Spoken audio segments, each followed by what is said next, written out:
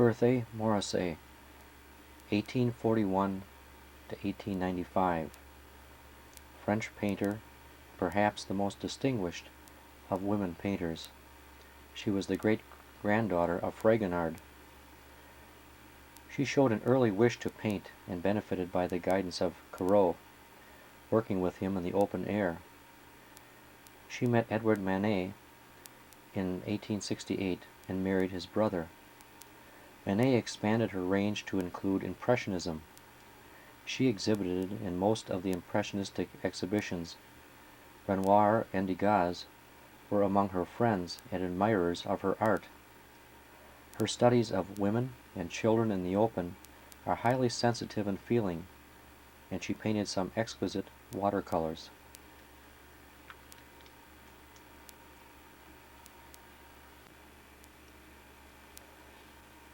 On the balcony. Manet's influence can be seen here in the blackness of the dress. After all, he did introduce her to much of Impressionism. But here we see two figures that are looking out over a balcony into the city of Paris. This balcony may have been one also that Manet painted several of his portraits from. But when we look at this picture, we do not see the girl's face, and the mother is turned to the side. And it seems to go against all rules of portraiture, where the frontal side of the person is the one that's usually painted. But one of the reasons for this is that artists many times had trouble with children posing for a long period of time and to get their faces right.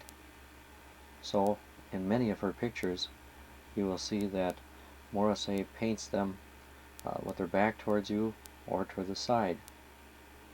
But another reason for this type of painting, as a child is looking out over the city, the viewer starts to wonder, what's caught her attention? What is she looking at? And does she see things as we as adults would see them as we're looking at the same thing?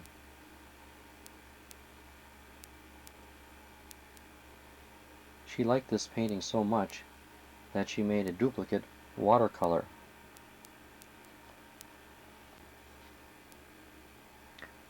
This is the duplicate watercolor of On the Balcony.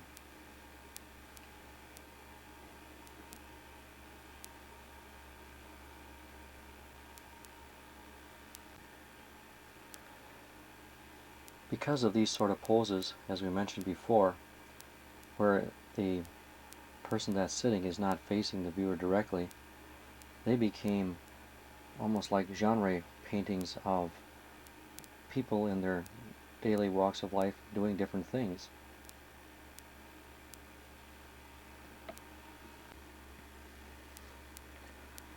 Mademoiselle Morisset and her daughter Mademoiselle Pontillon, the mother and sister of the artist.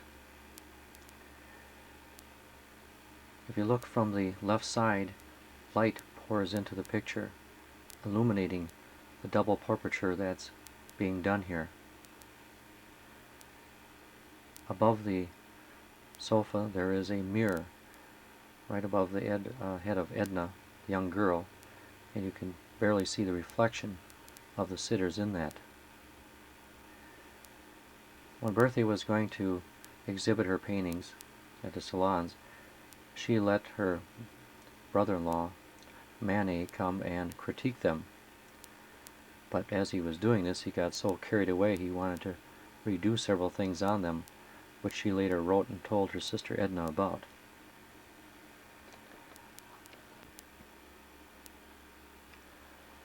The Cradle. Here Berthe painted her sister Edna looking down at her newborn daughter Blanche, one hand on the cradle, one under her chin, almost mimicking the child, which seems to be almost in a cocoon-like stage with the white washes that cover it as a netting on the cradle. So offset on the top, there's a little bit of a pink, and in back of the netting also. The child's features are almost muted with larger brushstrokes in comparison to the mother whose details are varied featured. This double portraiture was meant for the art market of the day, something that would appeal to the masses.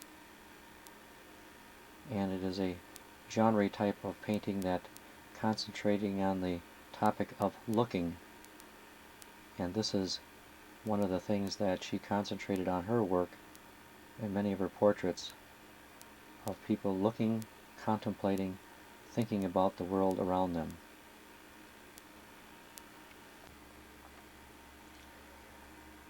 Figure of a woman before the theater. Two of her critics suggested that this was much in the style of Goya, the Spanish painter. But we see her walking along with opera glasses in her hand, which goes back to the theme of her whole art, which is looking.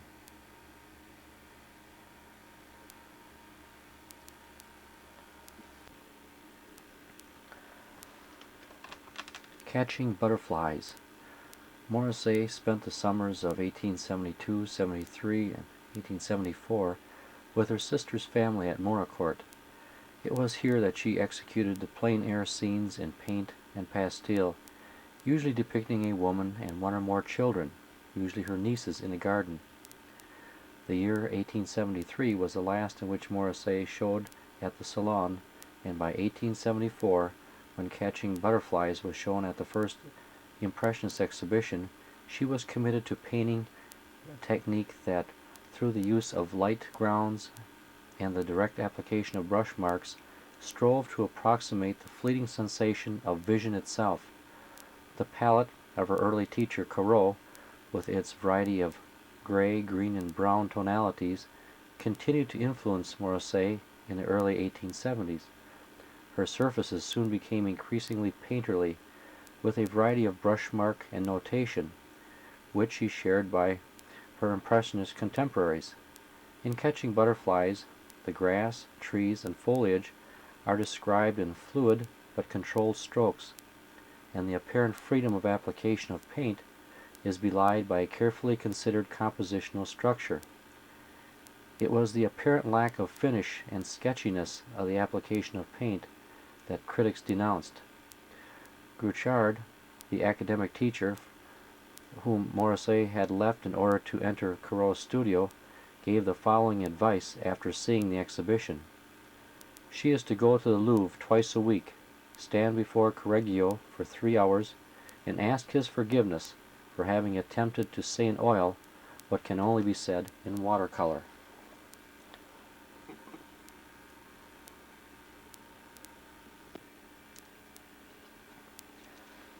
Summer's Day. Summer's Day, first shown at the Impressionist exhibition of 1880, is one of the first of Morisset's paintings of the Bois de Boulogne, which became one of her favorite motifs in subsequent years. The Bois was a retreat in the late 19th century and was a popular spot for promenaders and picnickers. Morisset sought out secluded spots and concentrated on capturing the reflections in the lake, the lush vegetation, and on creating an image of an idyllic harmony between figures and their surroundings.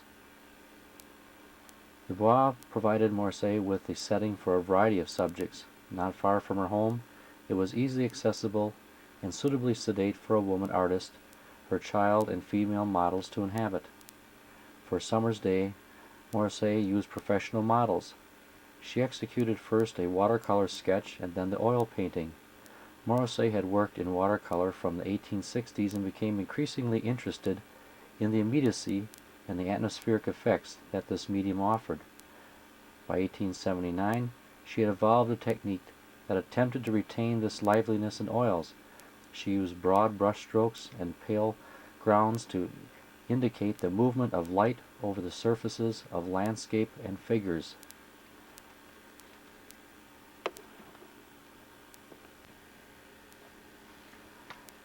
Young woman sewing in a garden. The image evoked in Young Woman Sewing in a Garden is one of domestic tranquility, with woman and child each engaged in a task of their own. The girl watches her sailing boat in the shallow pond, while the woman, probably a nurse, is absorbed in her needlework. Morrissey did a number of works showing women sewing. Embroidery and needlework were widely regarded as a natural feminine pastime in the 19th century, and girls were taught to sew from an early age. Embroidery was thought not only to signify femininity, but to be instrumental in culminating suitable feminine behavior. The placing of the sewing woman in a tranquil domestic landscape, which includes a child, situates her firmly within an accepted setting for a 19th century woman. But Morrissey avoids the over-moralizing that contemporary paintings betrayed.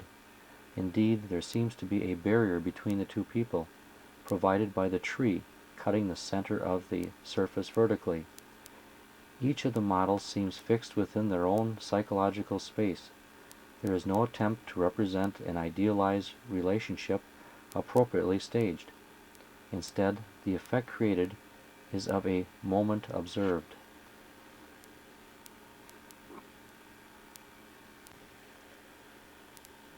Psyche. In the mid-1870s, Morrissey became increasingly involved in the exploration of light and color in her painting. Like Monet and Sisley, she was particularly interested in the effect of light on white and set up a number of compositions to explore this pictorial problem. The subject of these paintings were often of women at their toilet or in front of mirrors, sometimes dressed in low-cut white petticoats to reveal neck and shoulders.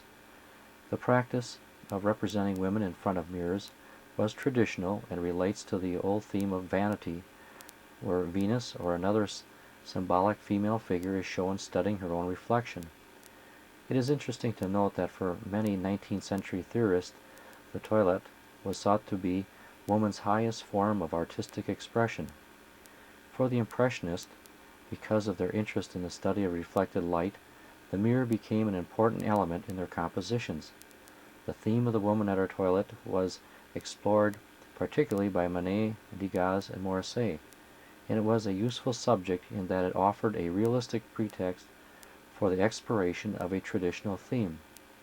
Although presented as images of contemporary life with faithful recordings of light and color, these paintings, like those of the Impressionist nude, were reinterpretations of an old convention, devoid of narrative content, but still retaining the elements of the old story: woman, mirror, and reflection.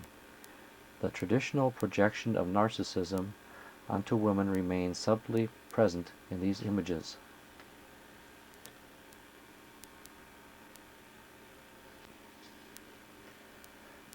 At the Ball. Morrissey, like Degas, Monet, and Renoir, was committed to the concept of representing the heroism of modern life. For Morrissey, this included the activities of her own family circle and the bourgeois pastimes that were deemed appropriate for a woman of her class. The refined elegance captured in At the Ball, with the demurely averted glance of the young woman and the graceful gesture of the gloved hand that holds the fan, presents an image of cultivated and gracious womanhood, which would have been highly admired in the Morrissey circles. The title, At the Ball, has more to do with an atmosphere evoked through costume and pose than in recording of an actual ball. The practice of dressing up models in formal or exotic costume was relatively common among Morrissey's contemporaries, and belies the assumption that the Impressionist painters cast a passive eye over an already existing world, which they then rendered objectively. The selection of scenes and the placing of models was crucial to the Impressionists, who evolved a technique designed to create the effect of impermanence and to approximate their own understanding of modernity. In At the Ball, Morrissey dresses her model in white, with white gloves and a pale fan, and placed in her a muted setting, relieved only by the brilliant touches of red, yellow, and green in the flowers. The juxtaposition of white clothing and accessories with the pale flesh enable her to explore the color of reflected light. The bluish and violet tonalities with which Morrissey so skillfully describes the shadows had become by this time a hallmark of the Impressionist palette.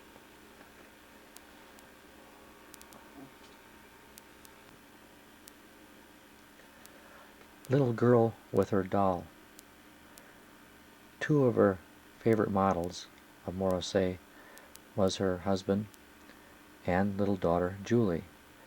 And we can see the growth of Julie in many of the paintings, and I'll show you a series of these paintings without commentary. This one again was Little Girl with Her Doll.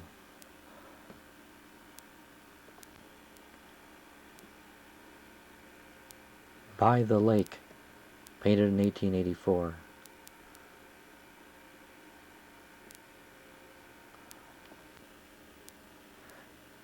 The Mandolin, 1889.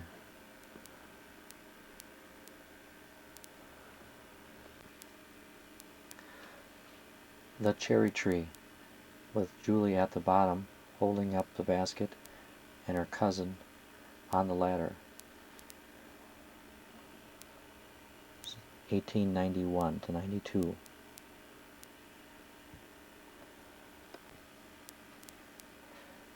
Young Girl Writing, 1891.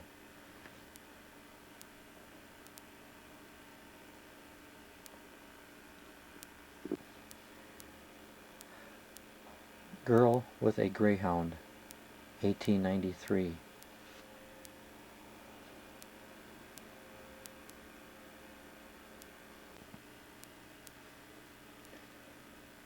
Julie Daydreaming, 1894. At this time, Julie is 16 years old.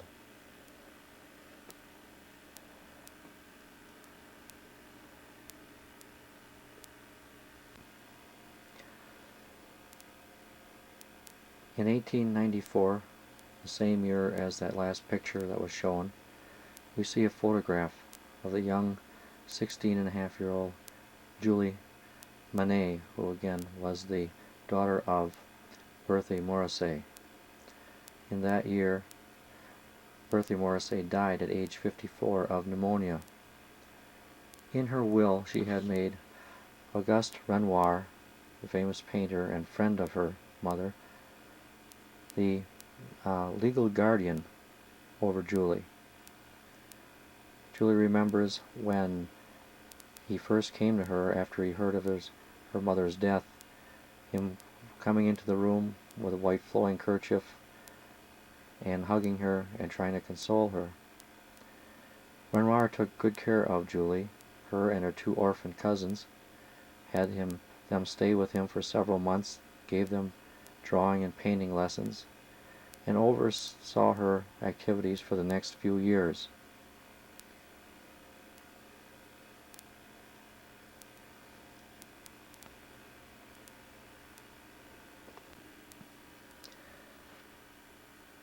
In the lower left side, we see a photograph of Berthe Morisset, and in the picture on the upper right, we see the painting by her brother-in-law, Edward Manet, Repose. When Berthe's daughter Julie was 17, she put on a retrospective exhibition of 300 of her mother's paintings. It was quite a feat in itself. She got a lot of help from Auguste Renoir, who advised her on how to do this, but for an orphan 17-year-old, it was quite a feat and a tribute to her mother.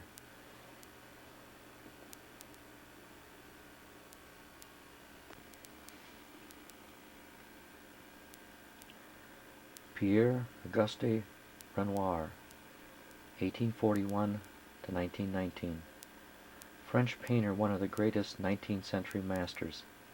A tailor's son, first earned his living hand-painting fans and porcelain lanterns. He went to a studio in Paris where he became friends with Monet and Sisley.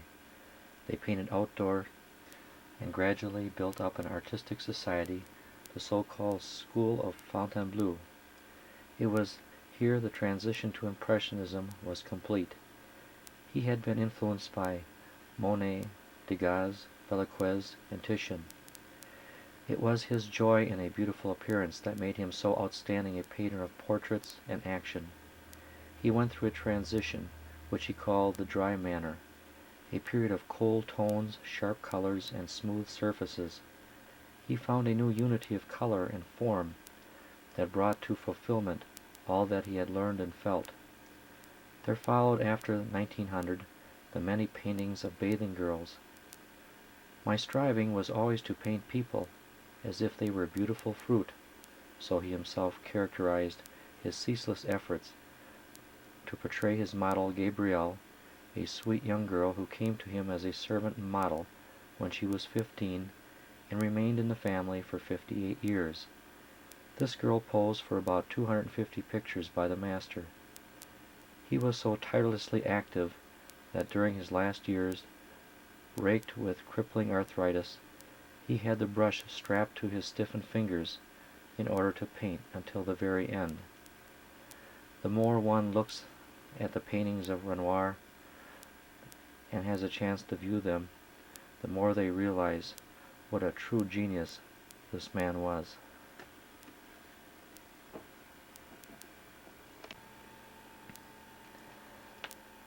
Ballet dancer.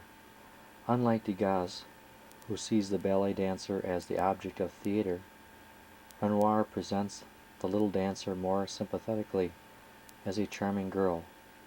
He gives the graceful posing of a figure destined for beautiful motion.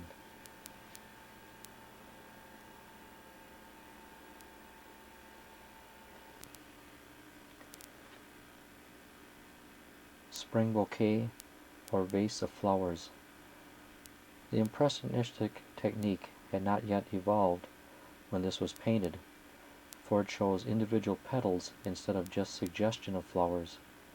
The canvas glows with color and light.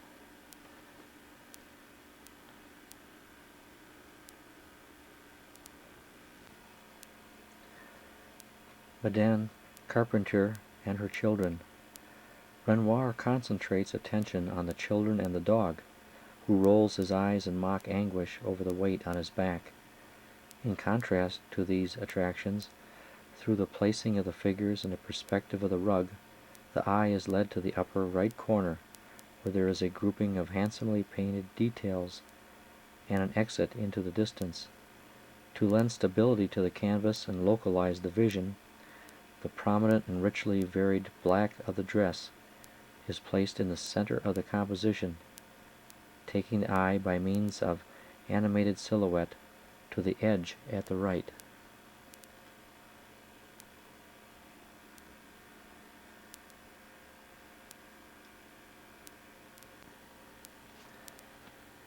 Oarsmen at Chateau. True to impressionistic practice, Renoir focuses on the glorious spectrum of outdoor light as it floods the landscape.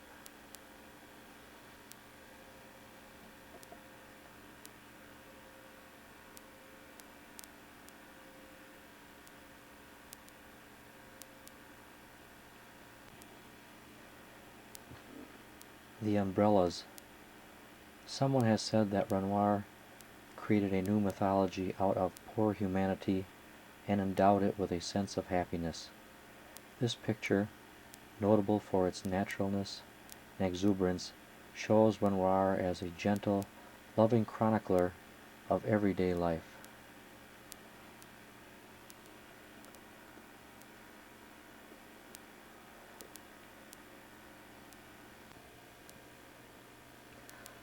On the terrace.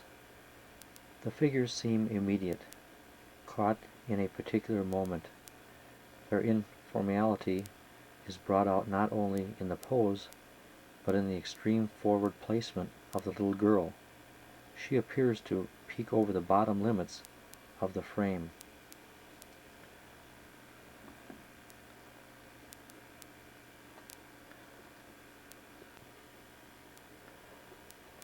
Detail on the terrace. Notice in back of that railing appear to be just splotches of different colors. And that's a trademark of Impressionism. Looking up real close, they don't appear to resemble much of anything, or with very much distinction. But when you put them all together and view them from a distance, it forms a picture that leaves an impression.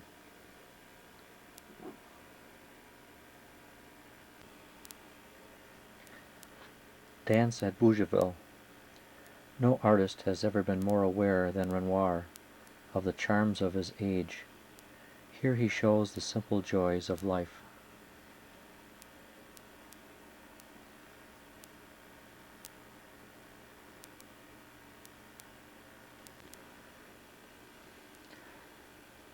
After the Bath. Above everything else, Renoir is supreme in the history of art as a painter of the female nude. Some critics reproached him, not for prudence but rather for a certain unseriousness, which led him to spend so much time painting nudes. Always he had the same answer. He felt that what he painted was not mere decoration, but in the ancient sense of the word celebration, and what he celebrated was the glory and wonder of the female form. To Renoir, as to William Blake, the nakedness of woman is the work of God. He could never comprehend people who thought his paintings frivolous, because for him it was almost an act of worship, a direct and reverent response to what he considered the supreme expression of nature. It was his subject throughout the whole of his life. But in all his painting, there is no hint of a personal relationship between model and painter. There is only wonder and unself-consciousness and admiring.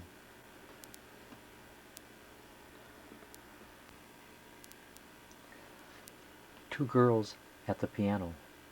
In this picture we have a detailed account of the surroundings of French family life at the end of the 19th century, and yet it does not break down into a clutter of things asking for attention.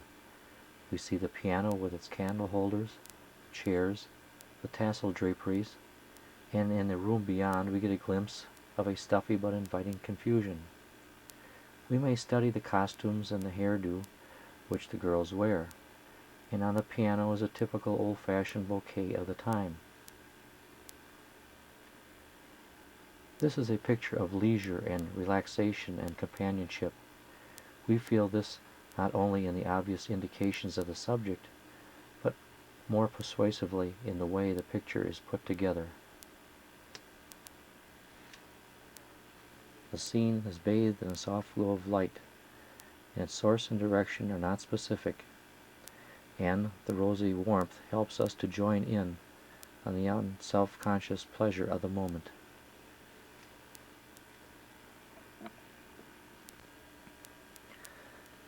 In order to appreciate the real greatness of Renoir, you have to look at many more of his paintings. We'll take short segments and look at a few more, and maybe that'll give you an idea of what the man was like as a painter. Here we have Head of a Dog.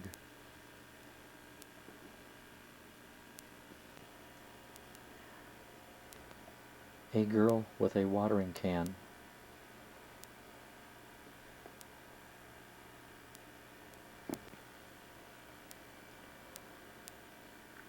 Girl with a Hoop.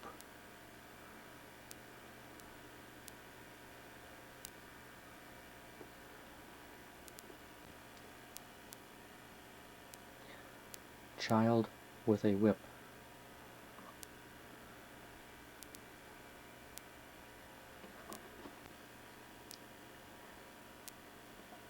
Girl with a Fan.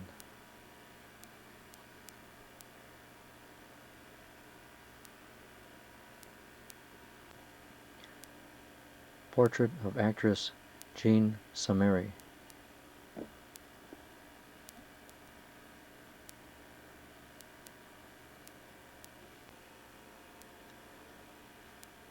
Young woman braiding her hair.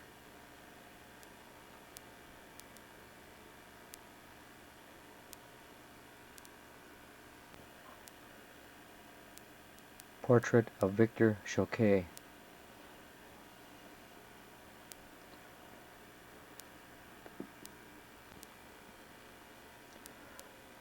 The Clown.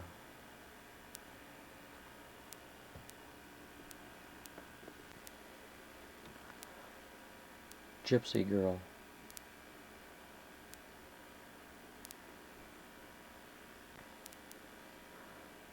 Sleeping girl with a cat.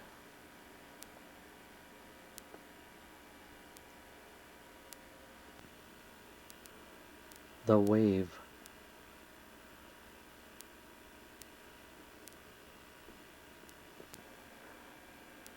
Landscape near Menton.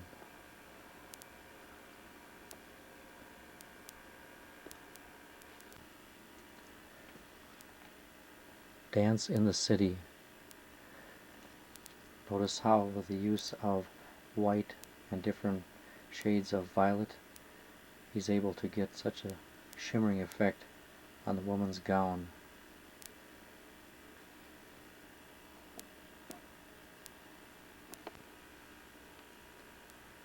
By the seashore.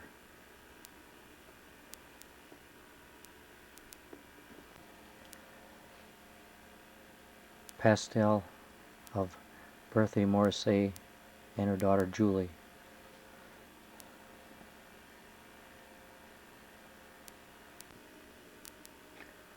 Girl with a straw hat. Notice the up and down strokes of the entire picture and a beautiful use of color that almost illuminates her straw hat and draws attention to her face.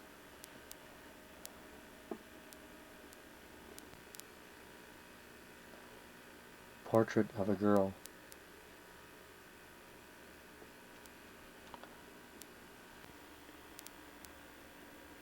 Odalisque.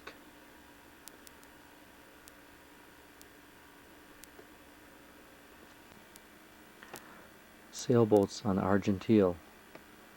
Again, true to impressionistic form, the picture is flooded with light.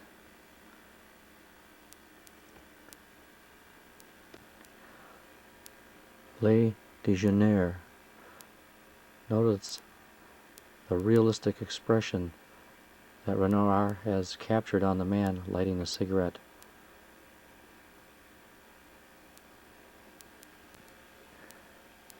Young girls reading. An exquisite use of red throughout the painting, offset by a patch of blue.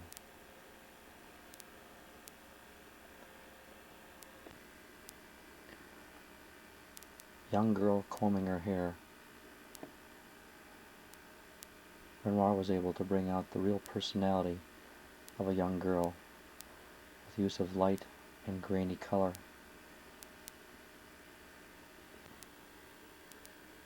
This detail from the bathers sums up, in essence, the art of Renoir. When he looked at the world around him, he saw God's creation. And he saw through the eyes that few men can. He saw the beauty of what God had created in an unspoiled manner. And it was through those eyes that he painted such canvases. Here's a photograph of Renoir, his wife Elaine, and grandson. His wife, whom he met many, many years before, started out as one of his models, and she preceded him in death after having taken care of two of Renoir's sons who were seriously injured in World War I, and it just kind of took everything out of her, and her death was a tragic loss to Renoir.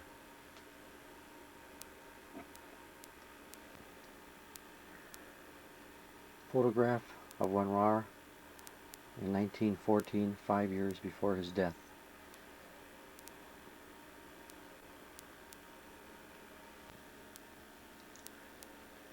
This is a photograph of Gabrielle in Renoir's studio in 1910.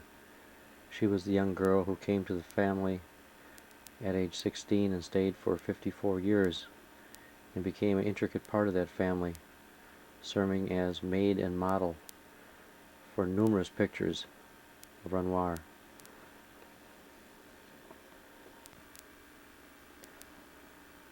Photograph of Renoir with his model Gabrielle.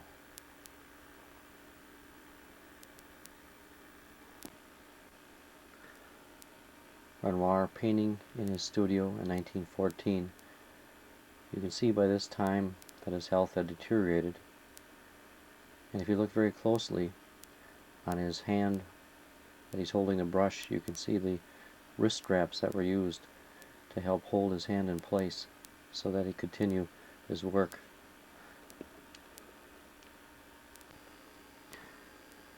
Here is Renoir with his last model, Didi. Just like Gabrielle, she came to him about the age of 16, and for the last 5 years of his life posed for about 100 paintings.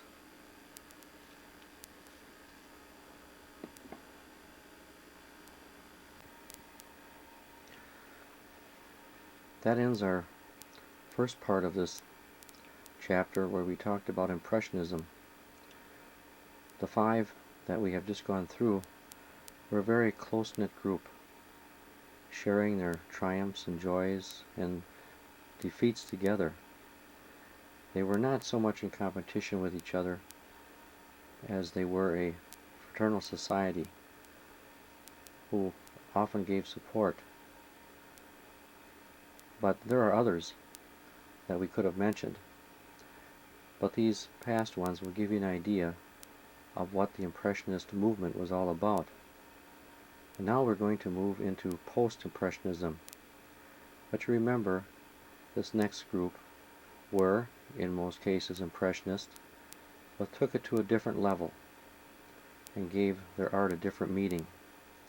Many of them knew the artists that we just went through, would converse with them, would correspond with them, meet with them, and some of them were their teachers. But you'll see a distinct difference in the styles of those that we are now going to present.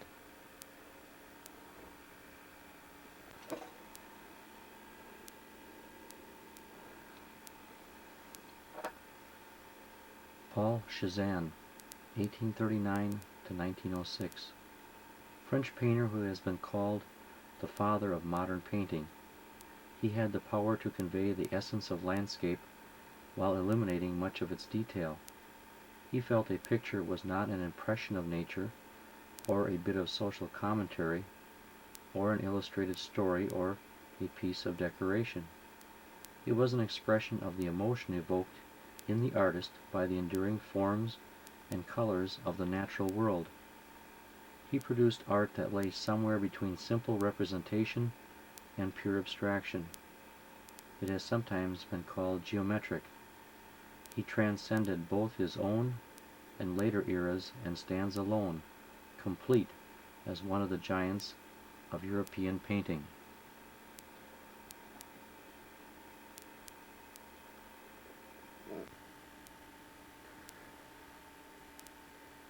The Artist Father, or Portrait of Louis Auguste Cézanne, reading the paper.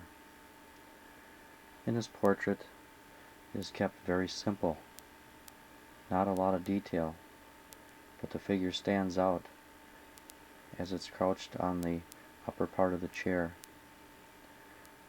One of the trademarks that would distinguish Cézanne was the shadowings in the face.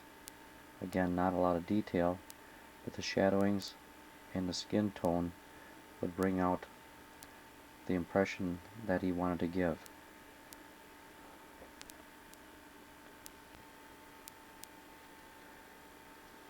Harlequin. We see the bold pattern of the red and black triangles in the costume, the muted type of face that gives an impression, but not anybody that is recognizable. The pastel-like colors in the background that are a mixture of violets and greens and yellows. The curtain or canopy type cloth that's hanging above the head. A very simple picture, yet it was one like this that had an immense impression on Picasso. And the more the work that you see of Cézanne, the more you see that he must have had a great influence on the colors and the type of paintings that Picasso did especially in his earlier years.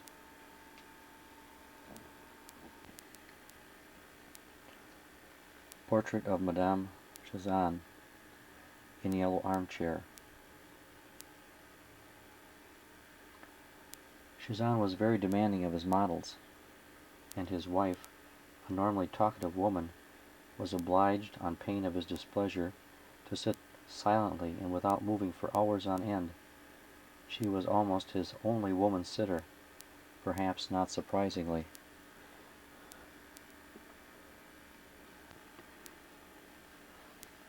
Lady in Blue. As was mentioned in his biography, Chazan's work was almost geometric.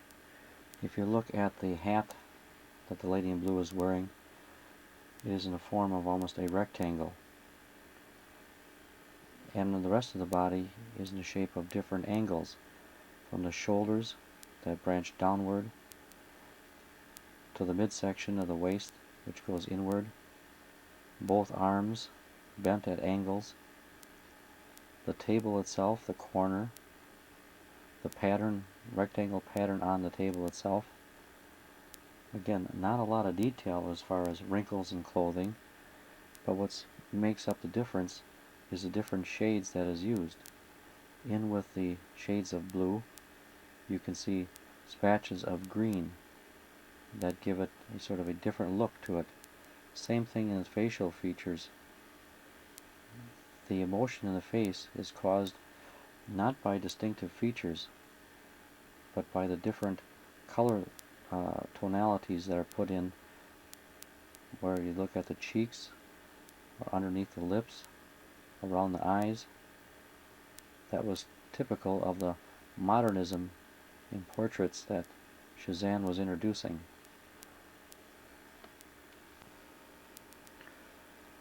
House of Pierre Lacroix.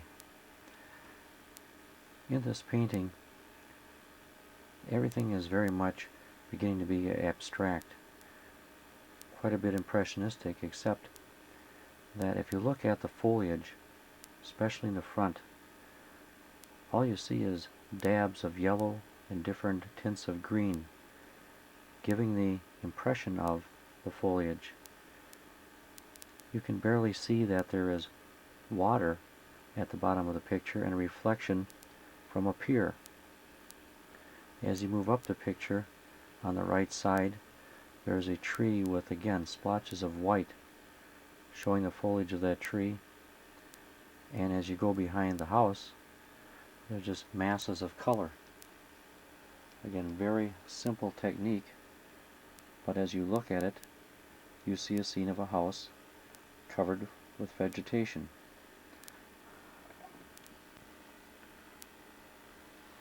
Houses in Provence. Dominating colors are tints of blue and green.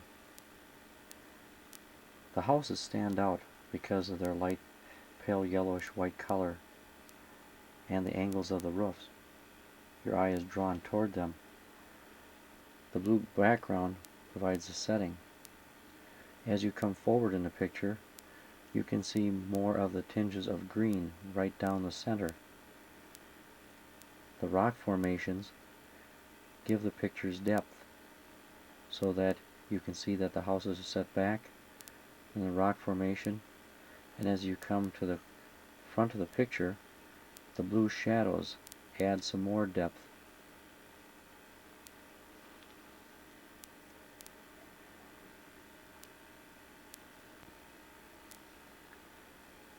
Trees in a park.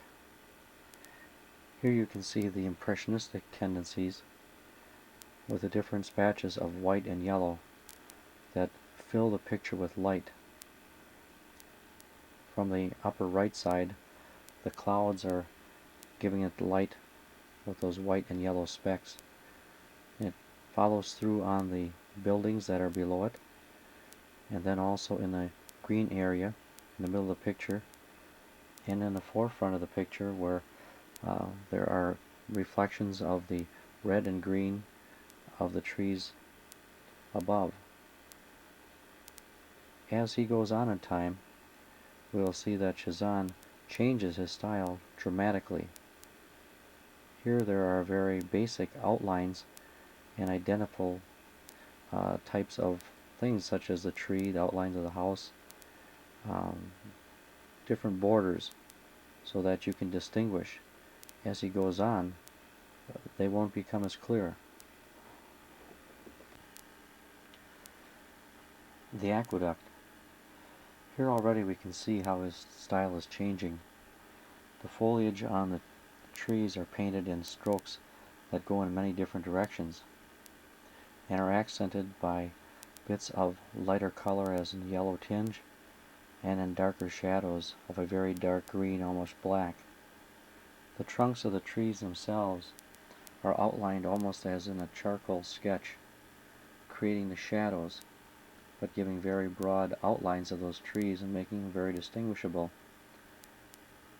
In the background, barely, you can see an aqueduct, which is the title of the picture. Although it's not given much emphasis, the real emphasis of the picture is nature itself.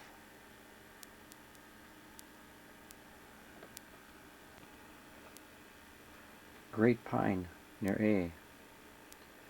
In this picture, if you look very closely, the main emphasis is really the trunk of that tree and the limbs that sprout out in all different directions.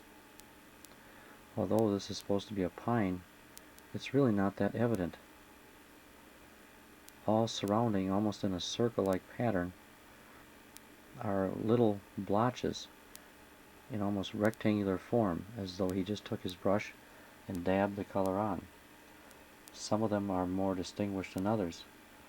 On the bottom, they become very muted, and blues and greens are delved in together. But as you look at this painting, you get the impression that you can see right through that tree at the little house or farm that's in the background, so that the whole picture is almost as a rectangle, with the open space in a rectangular form and the coloring in dabs of rectangles.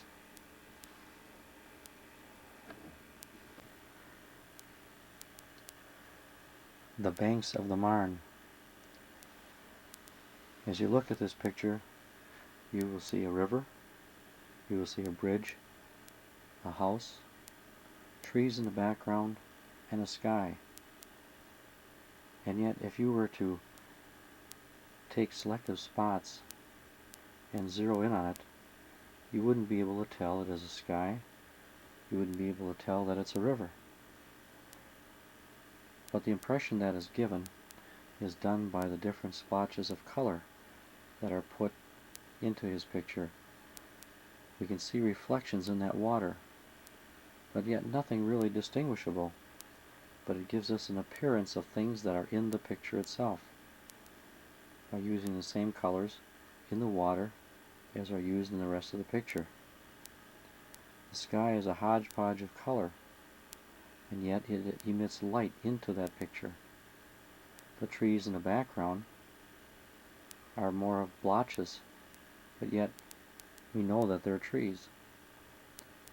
This is the type of modernism that is now taking place, and that he promoted, that you don't have to paint things as they really are. Keep things simple, keep the lines simple.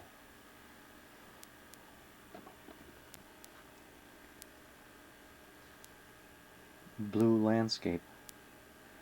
You can see the far extreme that Cezanne went to the older he became. And in this picture, it's a landscape. Right in the center of the picture, you can barely see it, but it's a corner of a building. Surrounding it are trees and bushes, and the only way that you can really tell is by looking at the total composition and realizing there's a building and that there must be vegetation there, and the foreground of the whites and yellow type tinges that serve as a grassy area or a field area. The blotches that he put down, like in the previous pictures, now have become bigger, more muted, and less color. This is done mainly in blue tinges with green tints, but again, he is keeping it as simple as possible, and in his mind he's saying, you don't need detail to show a picture. Give the simplest things possible in that picture and people will know what it is. Well, that may be true for some people, but not all like this. They would rather see the detail.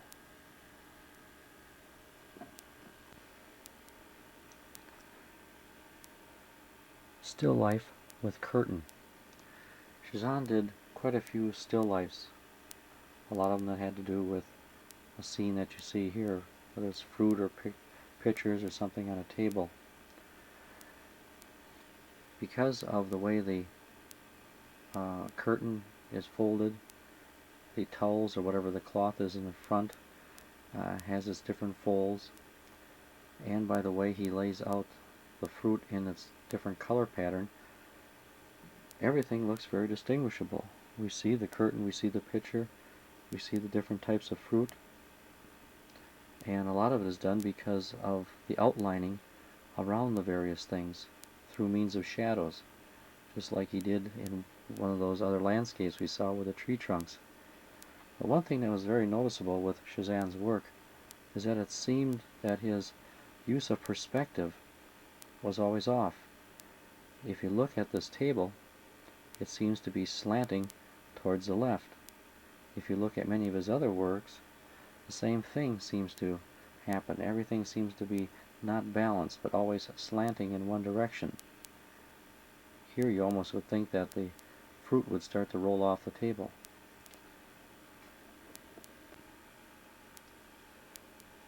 Self-portrait, with the use of greenish tints and grays, gives an appearance of a person that seems in control of himself, with raised eyebrow and the expression in his eye. You can almost tell he really doesn't care what you think. He's going to do things his own way. And that was very true in his case. And it wasn't until later in his life that he really got accepted by the art world in general.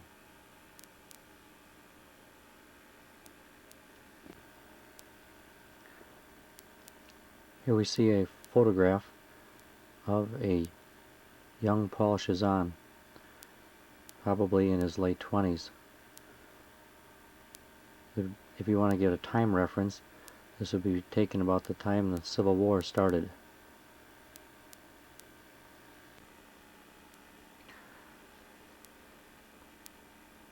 This photograph of Paul Cezanne was taken 13 years after the previous one.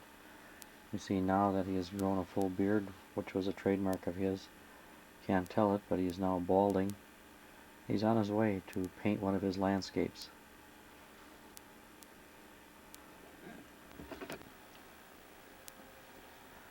Paul Gauguin, 1848 to 1903.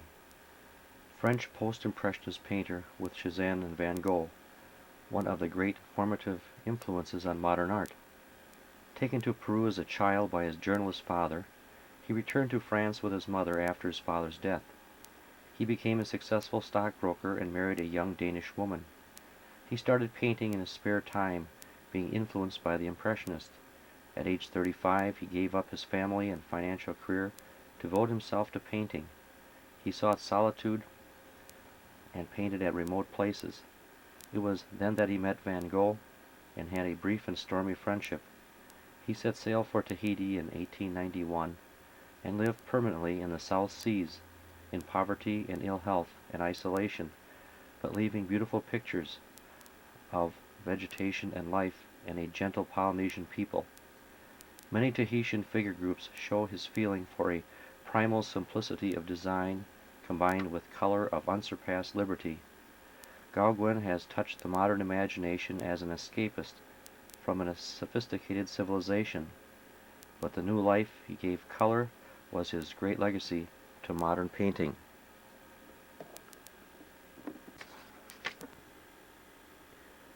The Yellow Christ. The figure of Christ was based on a wooden polychromed crucifix he found in a chapel.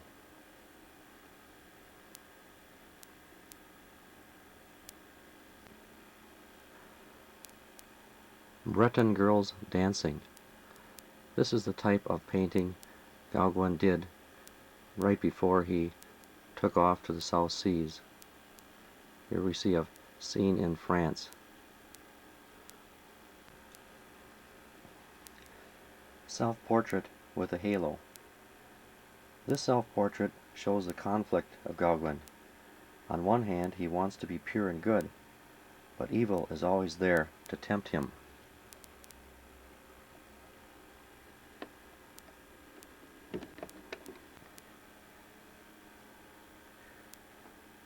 Under the pandanus trees, brilliant, unreal colors convey an impression of the blazing tropical light, while sinuous lines in the foreground are used both structurally and to create a rhythmical pattern.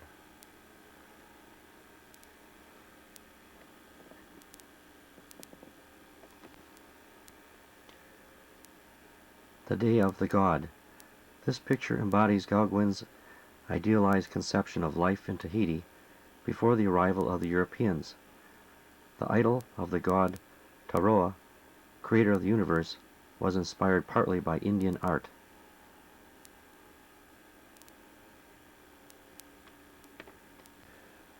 Breton Landscape, The Mill. Gauguin changed the somber colors of the Breton countryside with gorgeous harmonies. Another example of the type of painting he did before he left for Tahiti.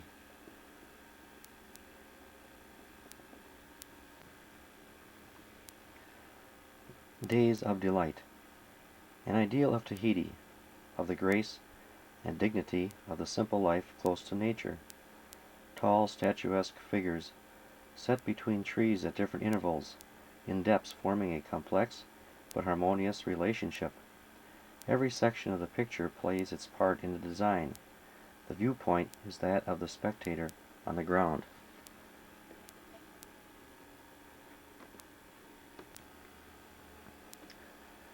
Nevermore.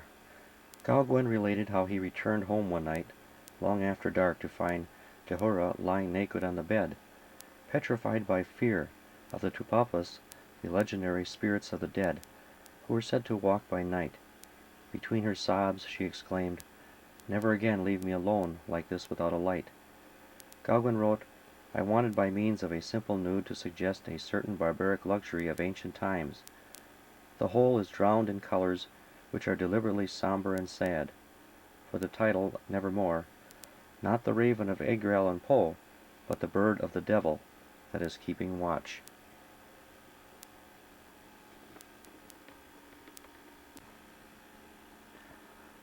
The White Horse. For a time, because he needed money, he took a clerical job on the islands, and at that time he painted this painting, The White Horse, one of the most poetic and mysterious paintings by Gauguin.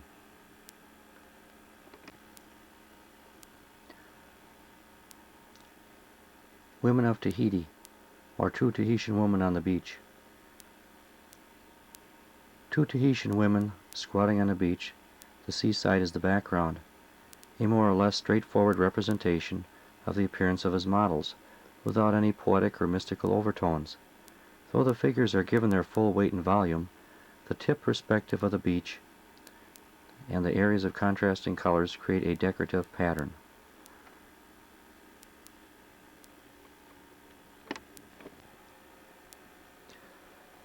We'll now have a series of other pictures of Gauguin without commentary. The first one is Garden in the Rue Chancel.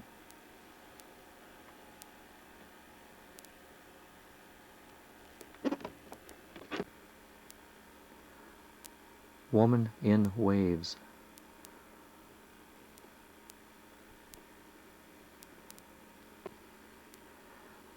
Haymaking.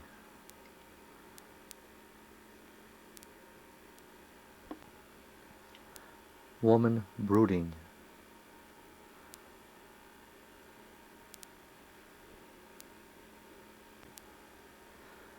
Self-portrait, nearing Golgotha.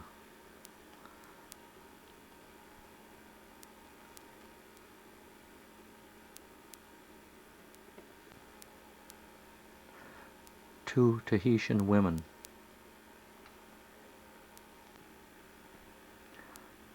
The Nativity.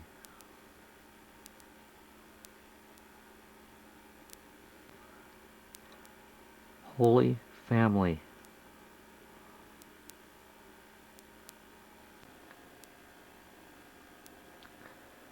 Photograph of Gauguin taken in Paris at another artist's studio shortly before he would be taking off for Tahiti.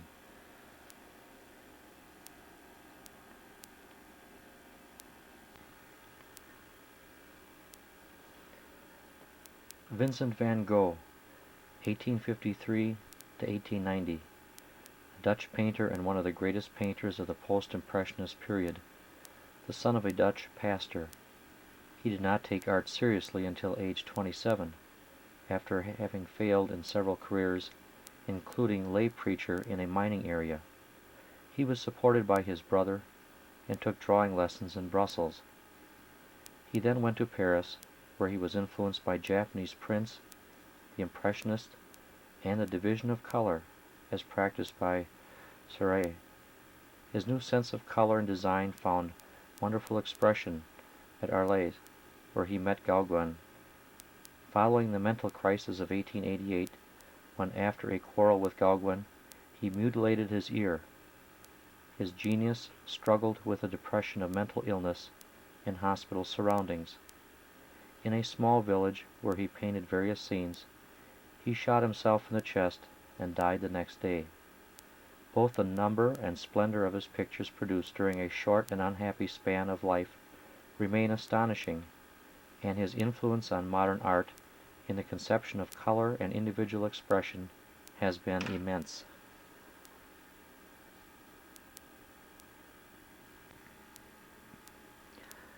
The Potato Eaters. Van Gogh wanted to show these people eating under the light deserved praise for tilling the ground and providing the food they so honestly earned.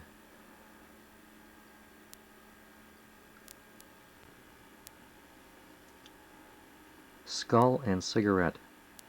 Was Van Gogh a prophet in the hazards of smoking?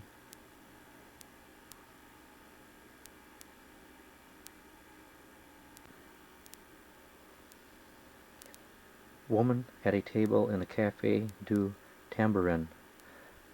Van Gogh was familiar with Toulouse-Lautrec and the Parisian lifestyle that he painted, and he did sort of a copy with this scene.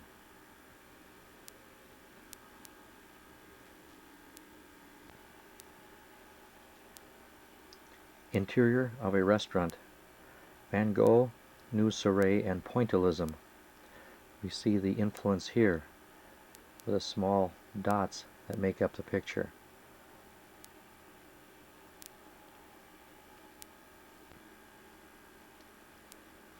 Self-portrait before the easel.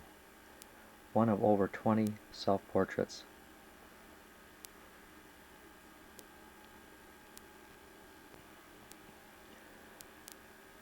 Portrait of Joseph Rollin. Rollin was a postman, neighbor, and trusted friend of Van Gogh.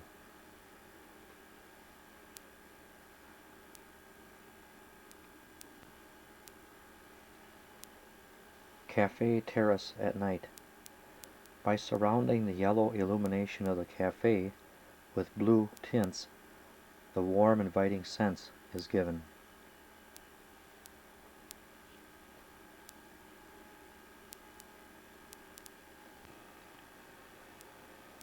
Starry night over the Rhone. Peaceful beauty is achieved by the blue-green tints and the yellow illumination of the stars in the sky and the reflection on the water.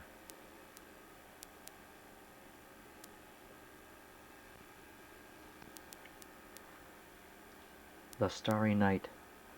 To quote Van Gogh, "The sight of stars always sets me dreaming just as naively as those black dots on a map set me dreaming of towns and villages. Why should those points of light in the firmament, I wonder, be less accessible than the dark ones in the map of France? We take a train and we go from town to town, and we take death to reach a star. This painting inspired our modern-day balladeer, Don McLean, who also wrote and sang American Pie. He dedicated a song to Vincent van Gogh called Starry, Starry Night, in which he describes the mental anguish that the painter went through and how he wasn't understood by people and didn't understand life itself, and how a tragedy it was that he died at such a short age and left the world such beauty.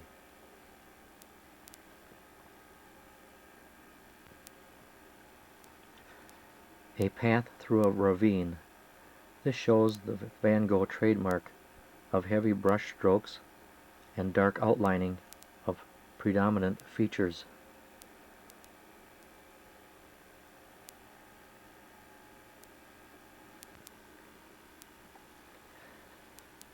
Road with Cypresses. Van Gogh describes this painting as romantic.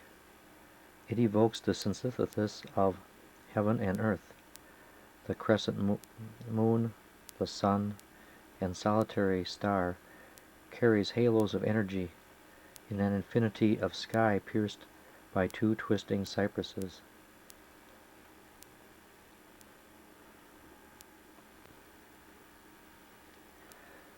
Undergrowth with two figures.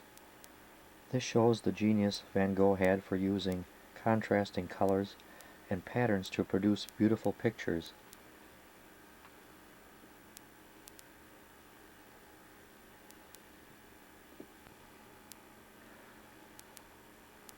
Now we have a series of pictures without the commentary. This one titled Van Gogh's Chair.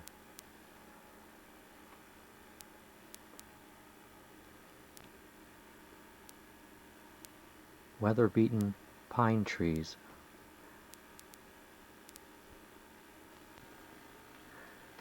Branches of an almond tree in blossom.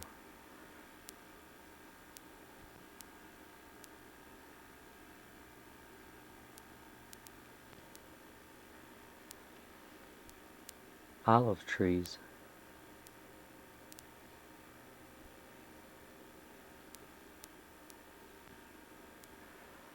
Mulberry tree.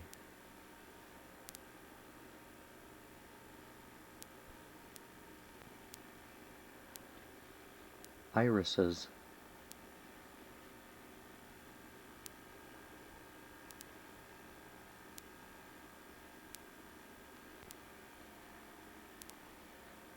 Courtyard of the hospital in Arles.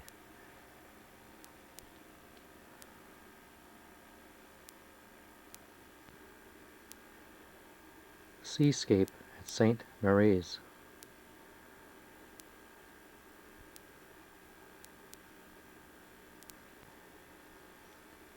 A pair of shoes.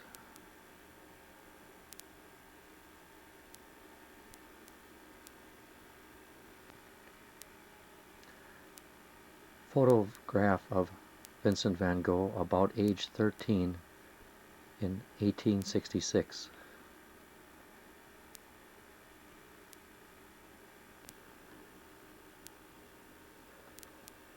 Photograph of Vincent at about age 18 in 1871.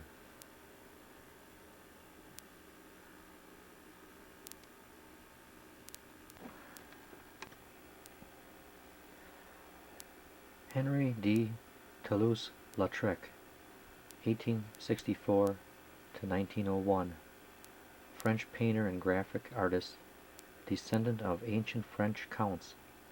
He broke both his legs in boyhood, as a result of which he was stunted in growth, and turned perhaps by the way of compensation to art.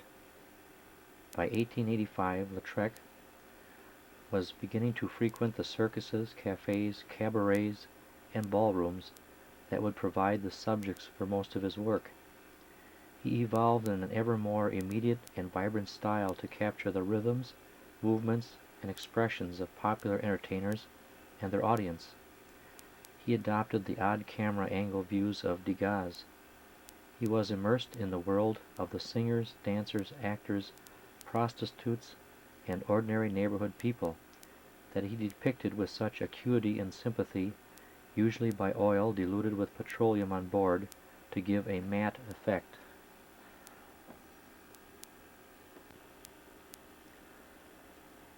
The dancer in her dressing room. Like Degas, Seurat, and others, Lautrec depicts the ballet.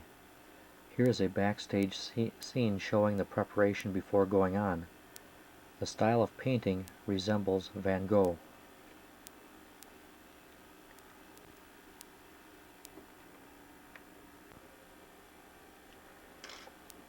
Helen V., the studio model. Lautrec started using Helen when she was 17. He liked her distinctive-looking features and painted her several times.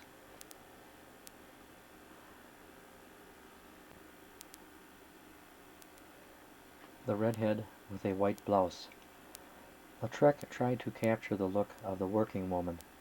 The sitter, Rosa Rouge, was used at least 4 times in settings showing her in everyday life.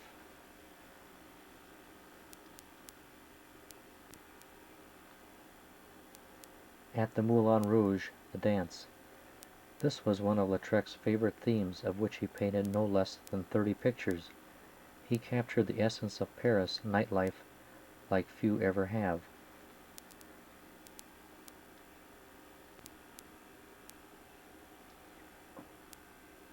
At the Moulin Rouge, preparing for the quadrille.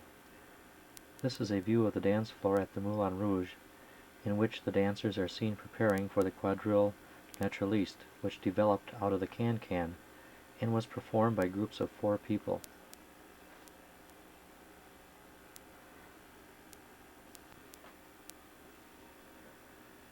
Woman pulling on her stockings.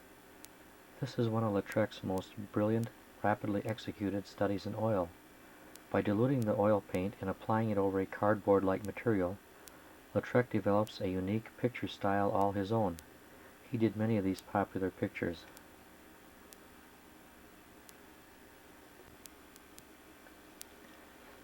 The laundryman calling at the brothel. The blue-eyed stare of the laundryman draws our attention to this picture.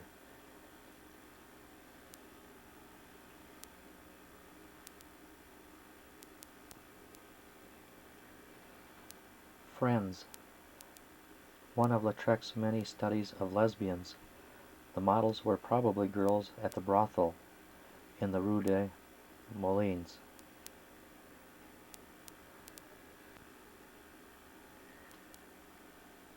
The Ambassadors.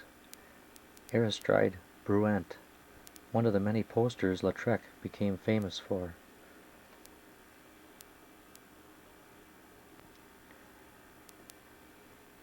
The Last Crumbs. The sitters were a friend of Lautrec's, a champagne salesman, and a young model. And clearly we can see the influence of Degas.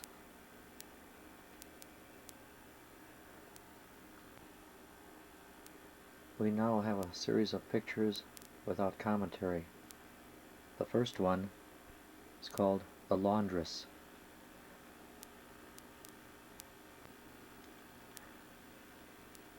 The Toilet.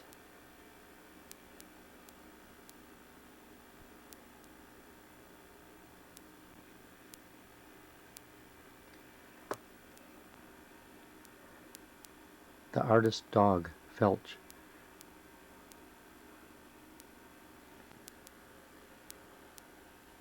Carmen Gaudin.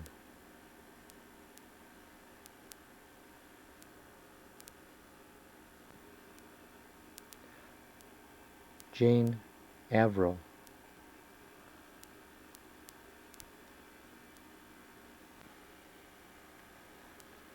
The singer Yvette Gilbert.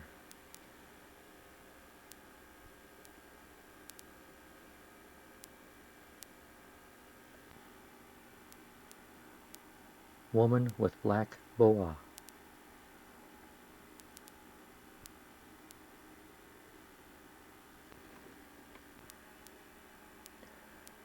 Young Rowty at Celerian.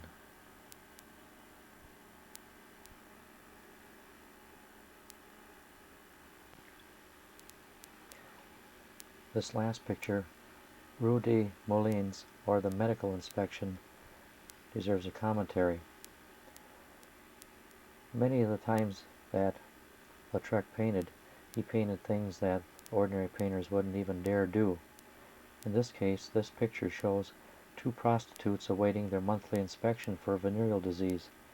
The subtle ironies of Lautrec's characterization and his impartial treatment of a potentially gross subject make this one of the finest of these studies he made while living for several months in the well-appointed brothel in the Rue des Moulins.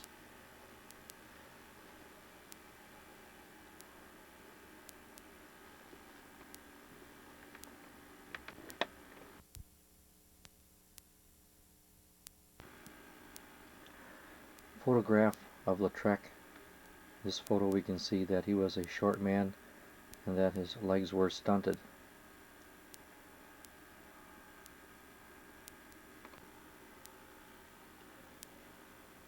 Lautrec painting the dance at the Moulin Rouge in his studio.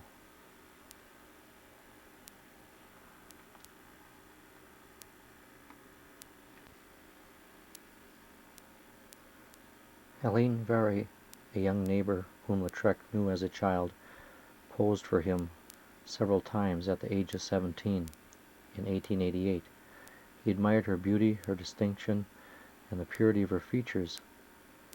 The photograph shows her in the same position that Lautrec painted her in the picture on the left.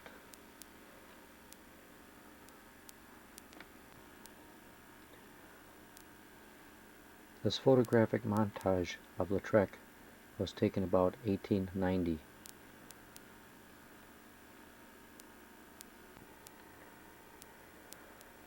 The photo on the right shows how short Lautrec was compared to a normal-sized person.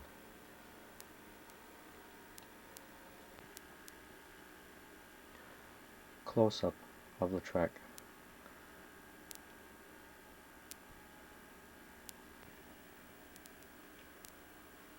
Henri Matisse, 1869 to 1954.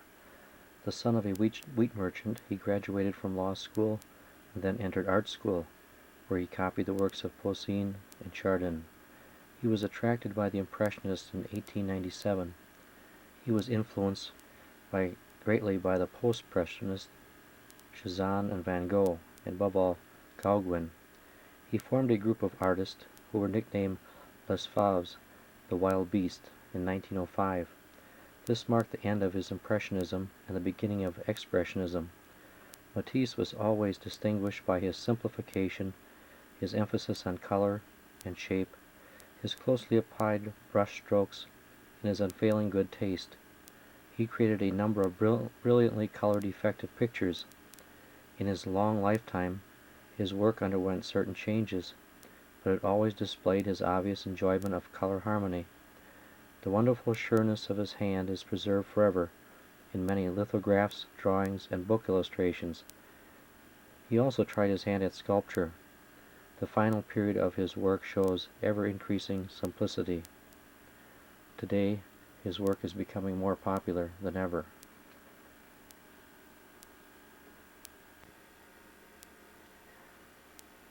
The Dinner Table, or La Dessert.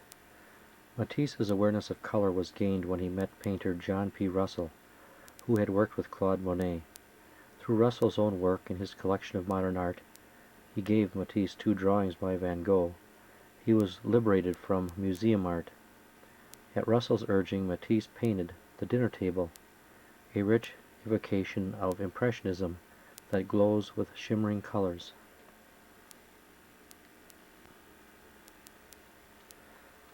L'Oxcombe et Volupté. Matisse experimented for a year with pointillism, but this style of painting never pleased him. Later on he felt it benefited him because it helped liberate him from tradition.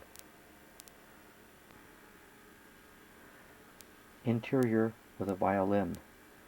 One of his finest interiors, against the dazzling sea, the shuttered window and interior walls are black, while Matisse's beloved violin glows like a jewel in its blue-lined case.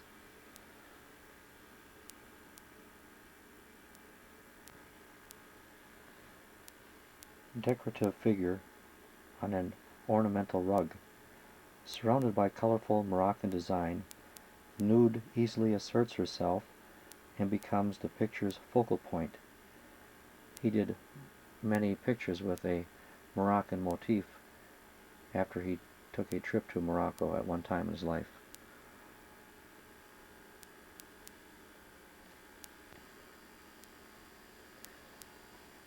The plumed hat. This picture of his model Antoinette shows her wearing a plumed and feathered hat. The plumes and feathers were made by Matisse himself, and the plume idea was used in many drawings and sketches in 1919 by Matisse.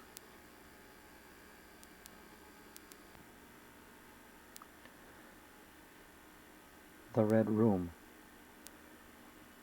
This picture shows Matisse's passion for bright colors blended together. The tablecloth almost blends in with the red wall. The pattern on the wall and the tablecloth make a symmetrical pattern that draws attention to the picture.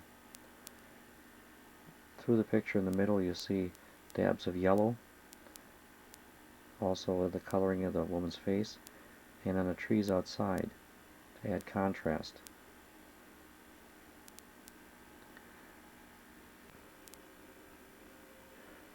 The dance.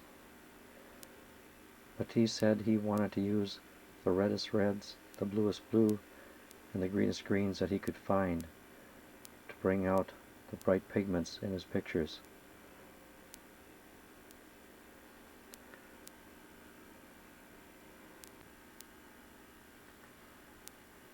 Goldfish.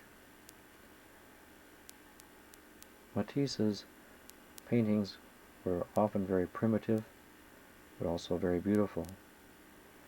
They also caught one's attention.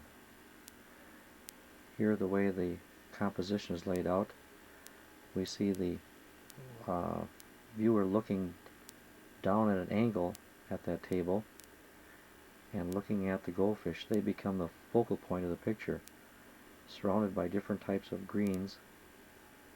The orange attracts our eye as we look at the picture.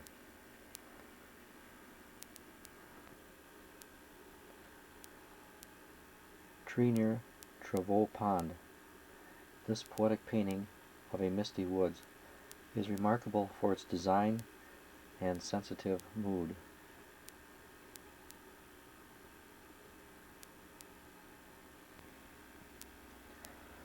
Large red interior. This is an example of the frank acceptance of the importance of the central axis of painting, understood by the great designers. On each side of the central line, the component shapes of the interior are arranged in an inventively diverse symmetry, which is affirmed and contradicted in the same breath. Similarly, one is given a sensation of depth and yet at the same time made aware of the painting's essential flatness.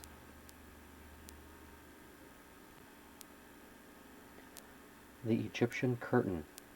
This painting is a climactic point in Matisse's fascination with interior-exterior relationships. The whole effect of the picture is dazzling and agitated. Here is an art of pure symbolism, and the subject symbolized is light.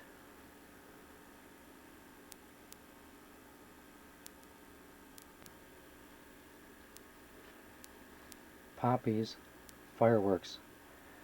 There were some critics that didn't treat Matisse very well. One said of his painting, it's barbaric and looks like the naive sport of a child who plays with a box of colors he just got as a Christmas present.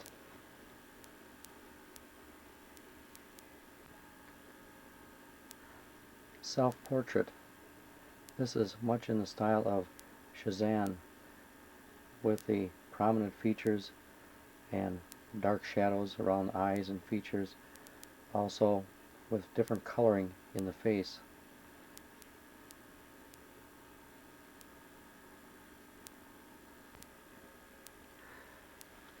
A series of pictures by Matisse without commentary.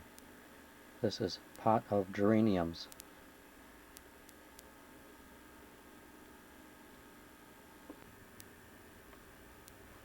The Luxembourg Gardens.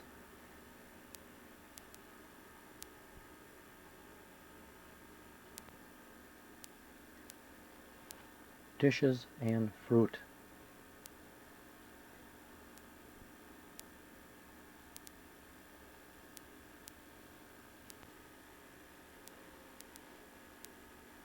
Girl in a yellow dress.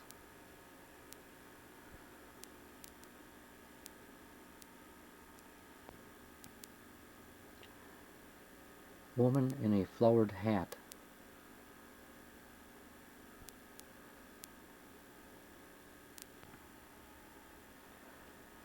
Still life. Vase of flowers, lemons, mortar.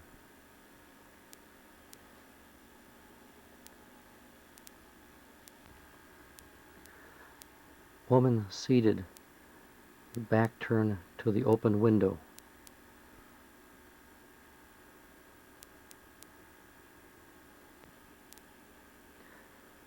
Matisse did a number of paper cuts, especially in the latter part of his life. This one is called Zuma.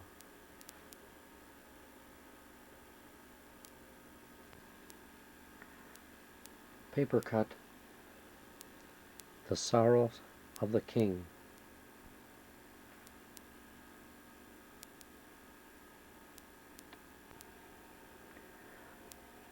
Matisse and one of his models during a session, 1921. Matisse also used his wife and grown daughter frequently to pose as models.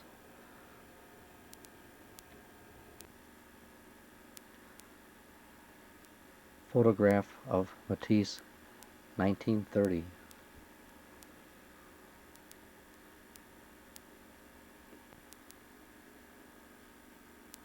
Matisse in his apartment, 1932.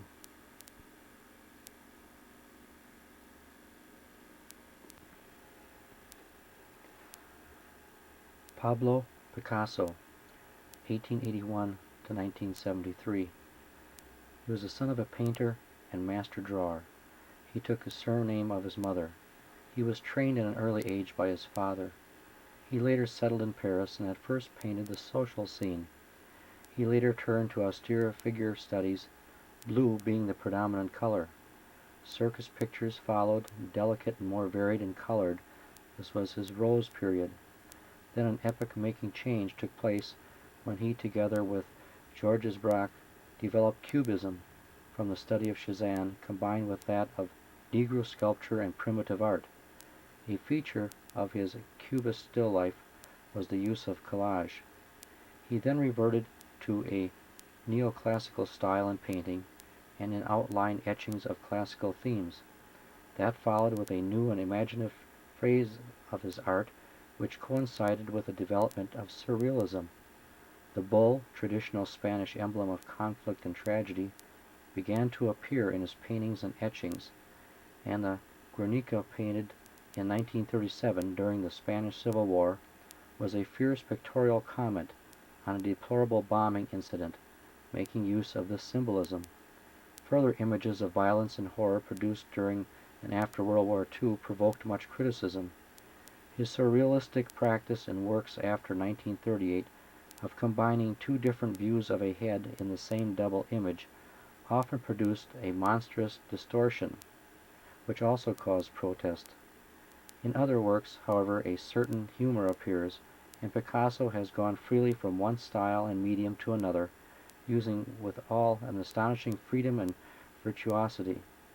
He has practiced sculpture, devised metal construction, designed pottery, and produced a great number of prints, etchings, and lithographs. Picasso has affected the whole course of modern art, and no later artist has rivaled him as an international influence.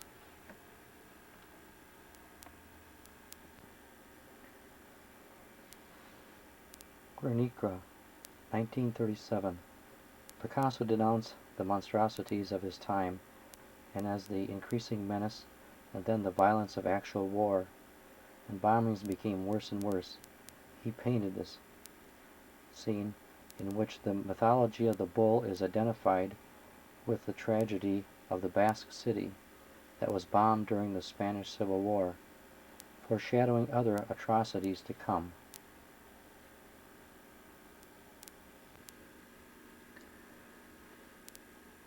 The Embrace, an early painting by Picasso, shows his development by the use of Impressionism.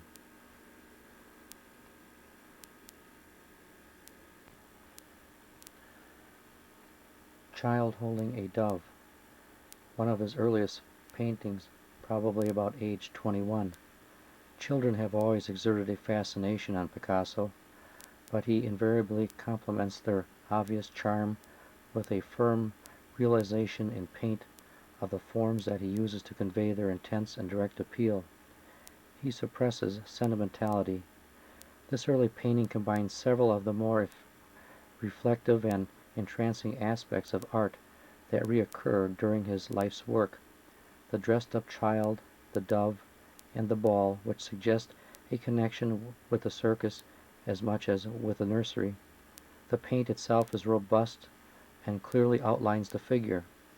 The density of the pigment replaces contour modeling and leaves the image fully designed and related to the whole picture plane in a manner characteristic of Van Gogh and Gauguin, both artists for whom Picasso had an obvious admiration. Old Jew and a Boy, from his Blue Period. The use of the blue tint helps to set a mood almost pathetic as we look at the characters portrayed. The old man, emaciated, the young boy with a vacant stare on his face while eating.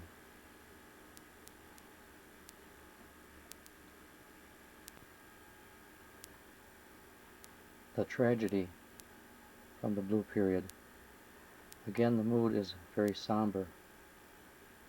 The two older adults are drooping their head as though in mourning.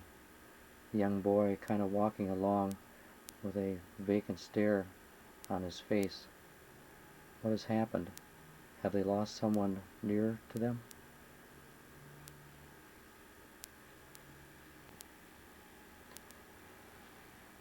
Family of Saltimbanquis. This marks a transition from the Blue Period to the Rose Period. The gloomy blue images of human misery give way to paintings in which pale rose is the dominant tonality. The subject is circus performers who impressed him near Paris.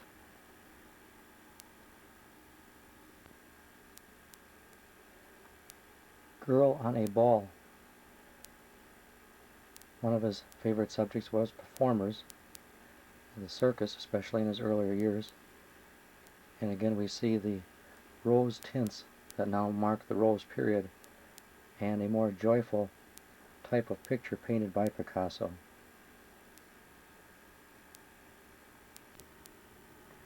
Self-portrait of Picasso as a young man.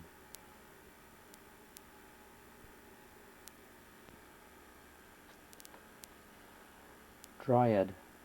The figure of a nude among trees shows the direction Picasso is headed. Landscape now plays a part in his composition. The foliage becomes compact masses, and like the figure, the overall effect is sculptural. The painting becomes a firm architectural unit.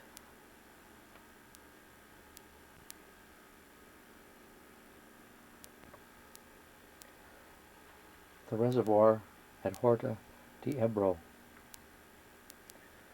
This shows the aspects of cubism which Picasso helped develop. He uses geometric shapes to make up the composition of a picture. The color itself is subordinate to the shapes.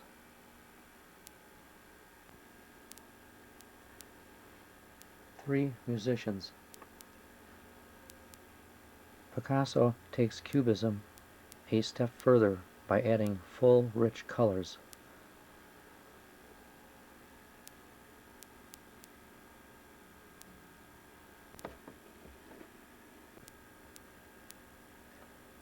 Paul as Harlequin, or Paul in a clown suit. Picasso would alternate cubism with this classical style.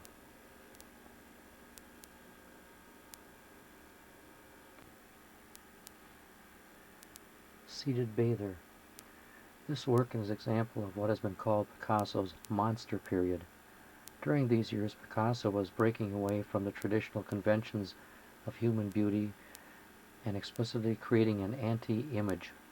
Man as monster, a dangerous, aggressive, destructive beast. The seated figure in this painting is one of those monsters. Though her forms are human, at the same time this woman is constructed like a machine of some substance. Her parts are jointed and hinged. They interlock and rotate around one another. As was to be shown only too clearly a few years later, during the wars, this mechanized, machine-like quality is one of the attributes of human monsters, who once given the order to do so, murder, set fire, and destroy without compassion.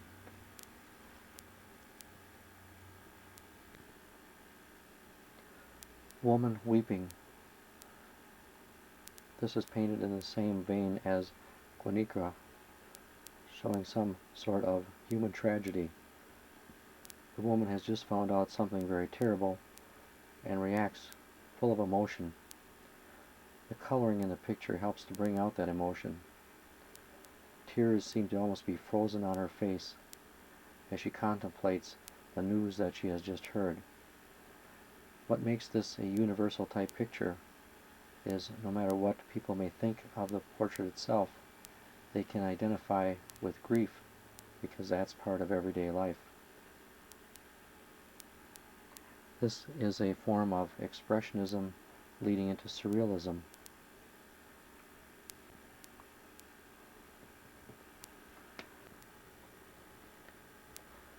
Girl with Cock.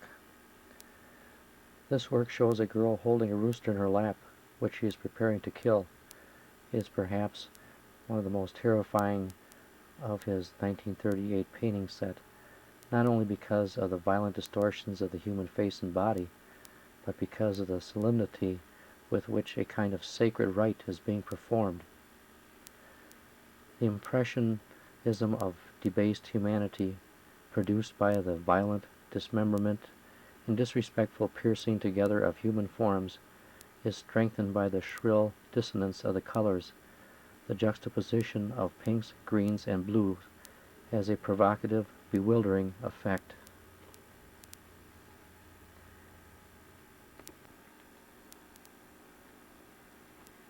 Still life with pitcher, candle, and enamel pot. This powerful still life show Picasso has recovered things in their modest form and everyday dignity.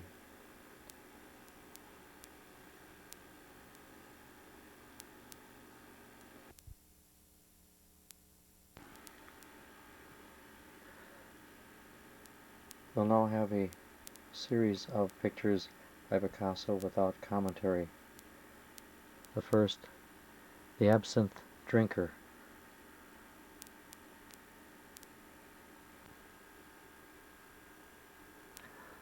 Les Gourmets.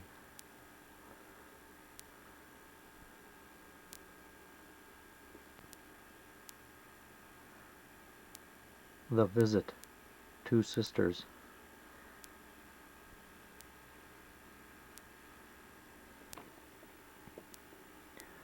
Portrait of Paul.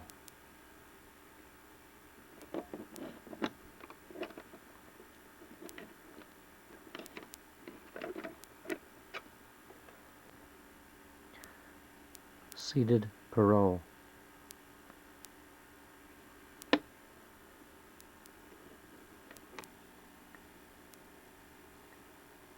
Three women at a fountain.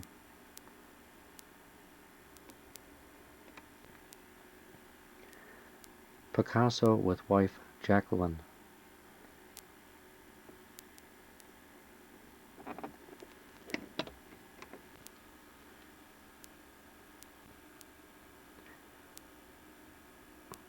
Picasso hamming it up in his studio.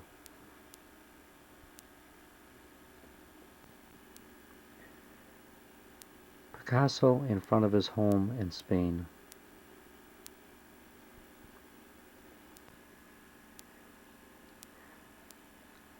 Close-up photograph of Picasso.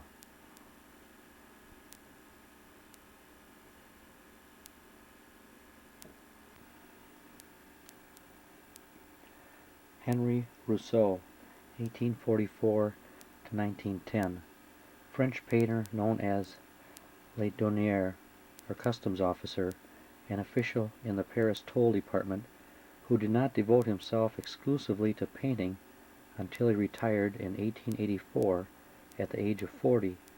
He opened a little shop where he sold his own paintings. Though something more of a modern primitive or naive Sunday painter, he may be termed the patron saint of such instinctive artists by virtue of his unsophisticated candor of vision and quaintness of outlook.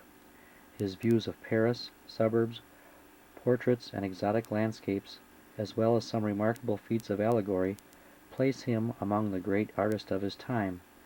He was admired by Gauguin, Pissarro, and Picasso.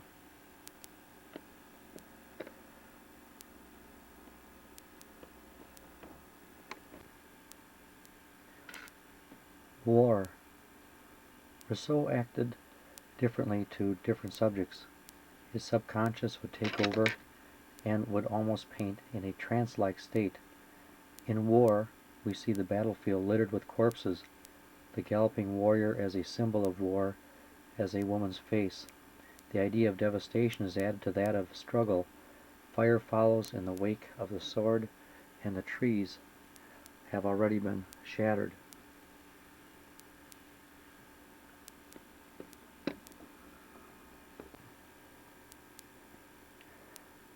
The Sleeping Gypsy. Critics call this a pure masterpiece. It has become one of the most discussed paintings in art. Rousseau started with no concept and painted the idea from scratch. A young black gypsy woman, tired from her journey, falls asleep next to her mandolin and jug of water. A lion comes upon her and sniffs her, but decides not to devour her.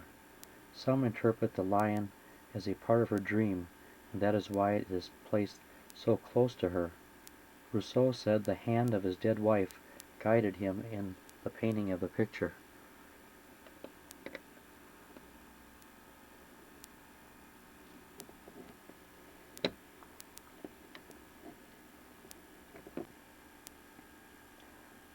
The Merry Jesters.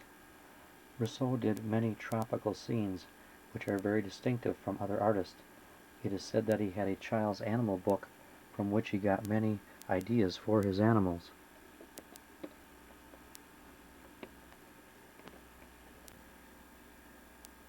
View of the Pont de Sèvres.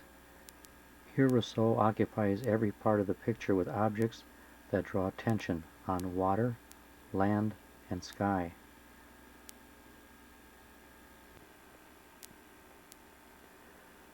Luxembourg Gardens, Chopin Monument. Often called the master of the trees, Rousseau painted foliage like no other painter. Although most of the time it was not realistic looking, it had a distinctiveness all of its own of different shapes and color shades. The muse inspiring the poet, often called a Sunday or naive painter because his work appeared too simple to be called serious art. His brand of folk art, being so simple and primitive, made it good.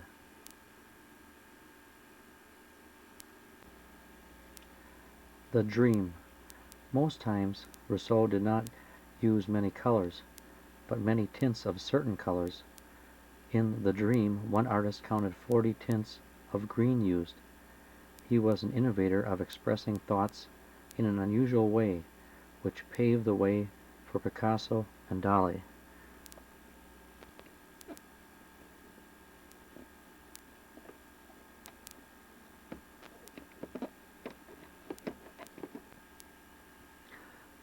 Boy on the Rocks. It is said to be his most unusual commission to paint a portrait because it is the portrait of a dead child.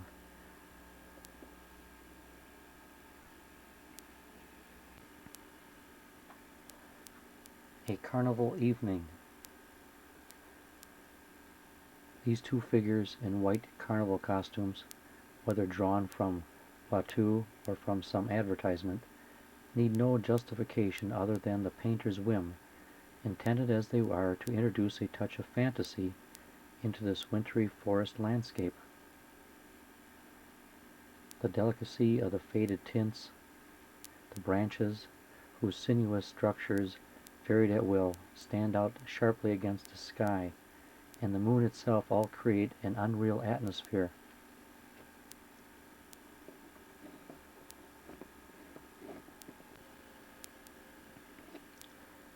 The Jungle. Tiger attacking a buffalo.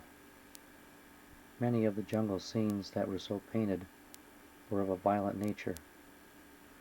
And again, as you look at this, you can see that the vegetation is not like real vegetation, but made up in his own mind.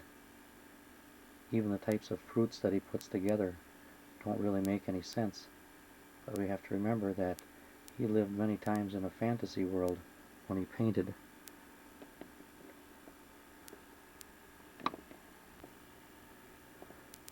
A series of Rousseau's paintings without comment. This one's entitled Tropical Landscape, an American Indian struggling with an ape.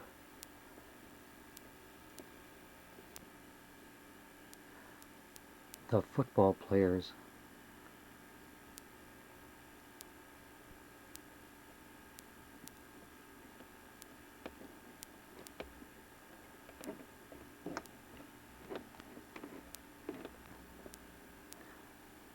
Old Junior's Cart.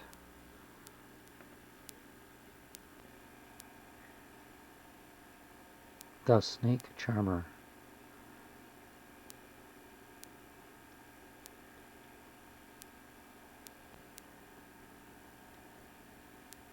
Child with Puppet.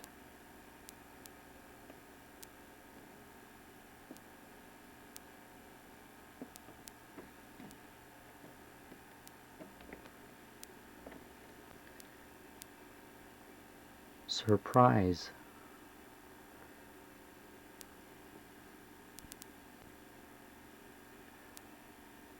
Walking in the Forest.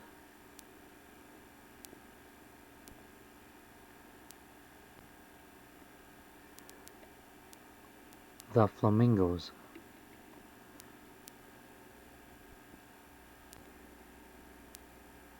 Child with a Doll.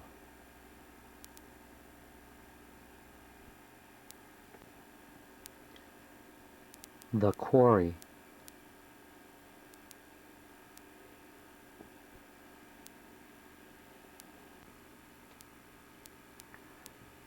The Rendezvous.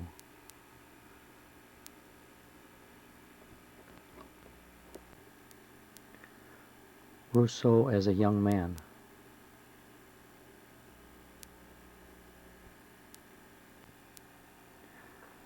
Rousseau in his studio about 1907 at approximately age 63.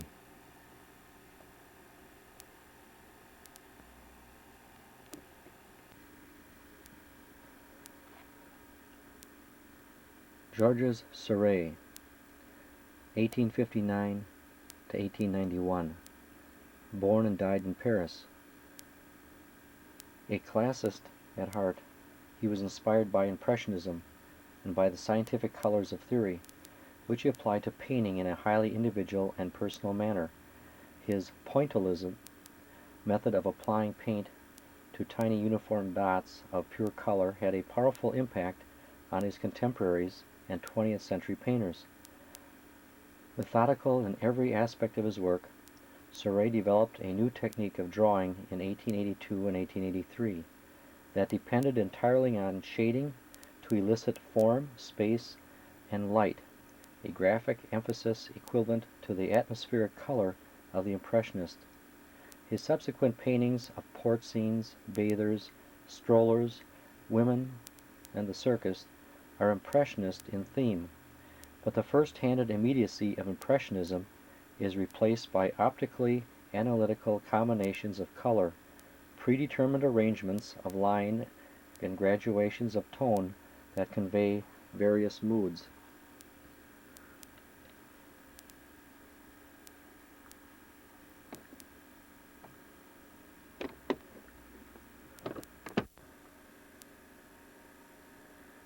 In the woods at Ponteber, the atmosphere is rendered dots that form a golden mist.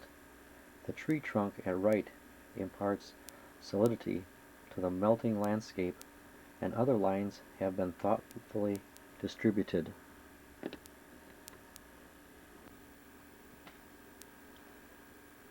Bathing at Asnières. This is a hazy work, saturated with summer heat. In the distance looms factories and their smokestacks. We feel the oppressiveness of the atmosphere. The light here weighs more heavily than the shadows. The summer silence is broken only by the boy who is cupping his hands to make a sound like a boat horn. This is vacation time. The light, the sun, the greenery, the buildings, the water, the people, the boats gliding along in the background, everything gives off a torpid heat of a summer afternoon.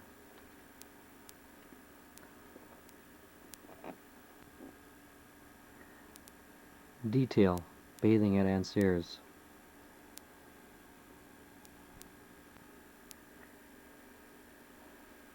Sunday afternoon on the island of La Grande Jatte. There was public resistance to this picture at first. Everything was so new in this immense painting. The conception was bold and the technique one that nobody had ever seen before. This was the famous pointillism. Under a blazing mid-afternoon summer sky we see the Seine River, flooded with sunshine, smart townhouses on the opposite bank, and small steamboats, sailboats, and a skiff moving up and down the river. Under the trees closer to us, many people are strolling, a few fishing, others are sitting or stretched lazily on the grass.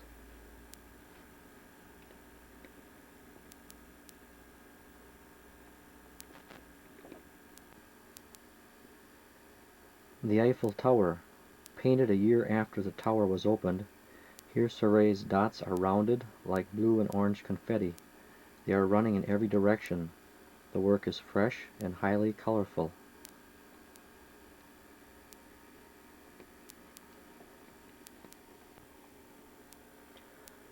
The models. Here the model is shown with great freshness and resonance in the three stages: undressing right, posing center, and resting left. The painting La Grande Jatte on the wall behind the model reminds us of the purpose of the exercise. In this studio scene, the atmosphere is calm, untroubled.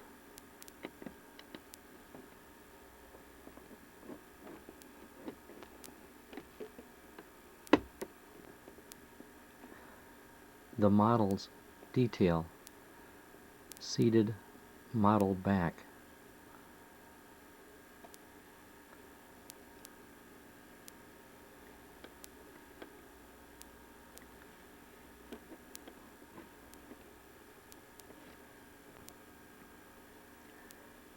Woman powdering herself. This is a portrait of Madeleine Nabloch, Seurat's mistress. Seurat first painted his portrait on the folding mirrors on the wall. When a friend said it looked silly, he covered his face with a flower pot.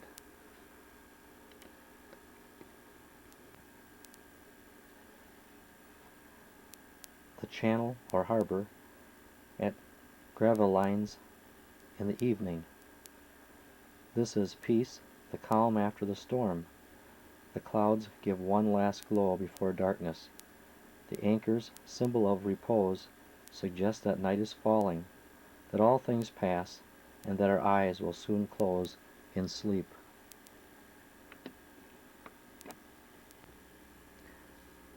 A series of pictures by Seurat without commentary. This one is called The Circus.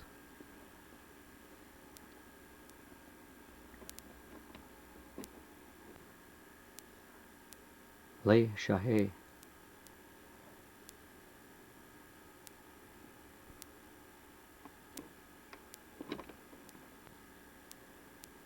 In Honfleur Harbor.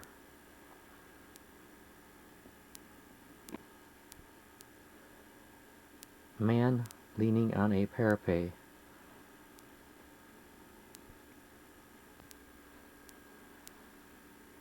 The Rue St. Vincent, Monterey, Spring.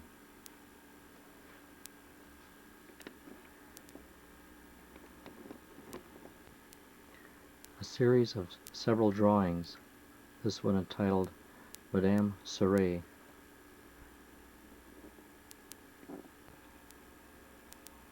Woman sewing. This is a study drawing for man leaning on a parapet.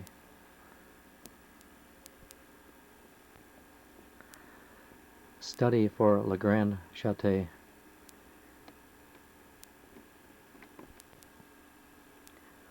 Woman seated holding a parasol.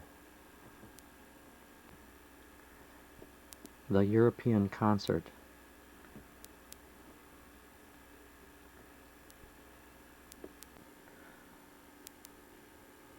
Photograph of Seurat.